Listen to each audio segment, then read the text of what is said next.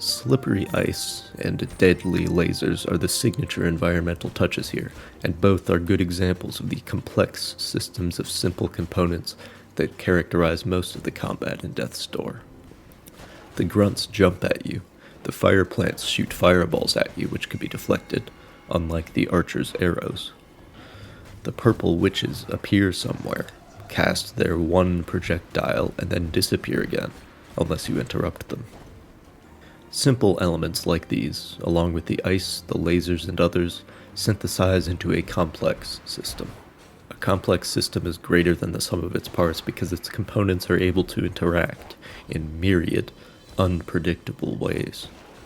The player character's abilities and the roster of enemies in any given room remain constant, but the complexities of their interactions often lead to different outcomes.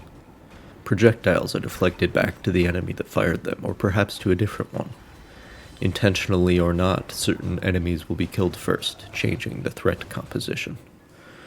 The player is acutely aware of all this because each constituent simple system has been introduced independently. The situation the player finds themselves in here is actually similar to the goal of modern combined arms warfare. The more things your enemy has to worry about, the more likely they are to let something through their defenses. Small arms, artillery, air support, and armor are all simple things to deal with by themselves.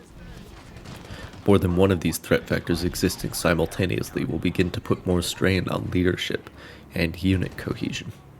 You are going to fight less effectively against advancing infantry if you are also under artillery bombardment.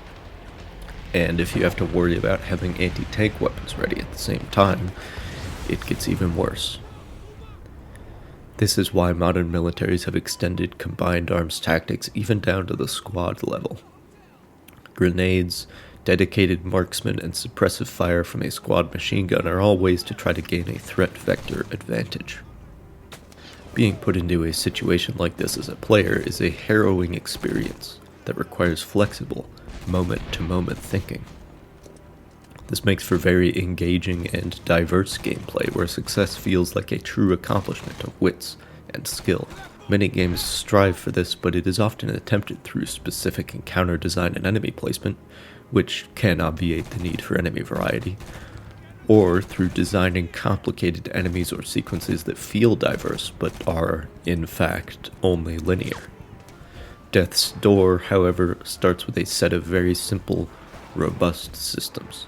This enables the level design to be very creative, mixing and matching everything and letting the interactions just go.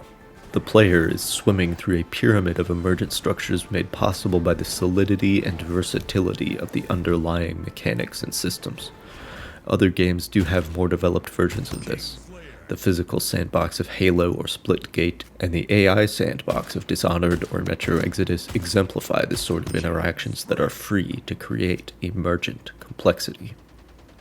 In Death's Door, though, the elegantly simplistic tailoring of each constituent system makes this phenomenon more visible and beautiful than ever.